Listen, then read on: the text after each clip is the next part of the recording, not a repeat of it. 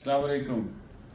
आमिर मकसूद बसरा अज दी पंजाबी कहानी के नाल तीन मुख्तलिफ लोग मुख्तलिफ एक्सीडेंट्स दे विच गूंगे हो जाते हैं।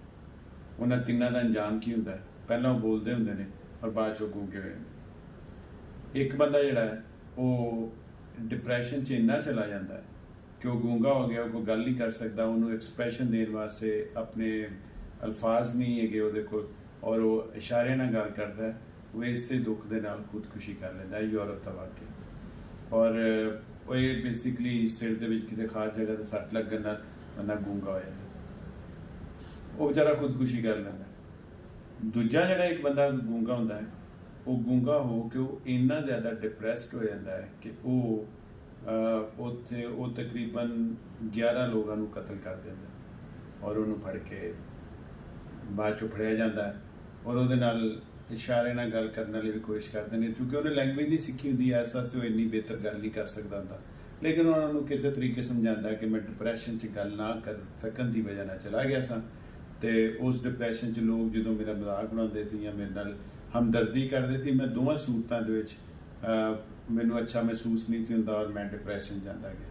इस डिप्रैशन दे विच पहली दफ़ा मेरे को गलती ना कतल होया, फिर चल सो चल कम हो गया और 11 को कतल करके फड़ाया गया। तीसरा बंदा एक डॉक्टर को जाता है, उन्होंने कहता है उदों तक कुछ नर्व्स का इलाज दरियाफ्त हो गया होंदा है, वो डॉक्टर कुछ ना कुछ ठीक करता है तो थोड़ा बोलन के काबिल हो जाता है।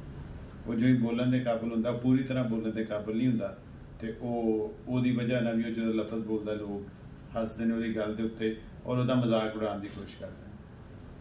वो फिर डॉक्टर को वापस जाता है, कहता यार डॉक्टर साहब इस तरह करो, मैनू फिर गूंगा ही कर दो, मतलब जिस तरह भी बोल सकता होंदा है। डॉक्टर उन्होंने कहता यार गल है कि असीं तो सिर्फ बोलन का काम कर सकते हैं। वो एशिया दे विच ना चाइना दे और अफगानिस्तान दे इंडिया दे विच एक मुल्क है गई, वो गूंगा करन डे ने उत्थे चला गया। ये वाला आर्टिकल आपने देखा, ये वाला आर्टिकल है जो कल वाला आर्टिकल था उसका नेक्स्ट कलर, और ये जस्ट 4500 में आपको मकसूद.pk पर लाइट ब्राउन के नाम से शलवार कमीज मिलेगा और फ्री होम डिलीवरी के साथ MAQSOOD.pk यानी मकसूद.pk पर ज़रूर जाएं और एंजॉय करें। बहुत शुक्रिया, अल्लाह हाफिज़।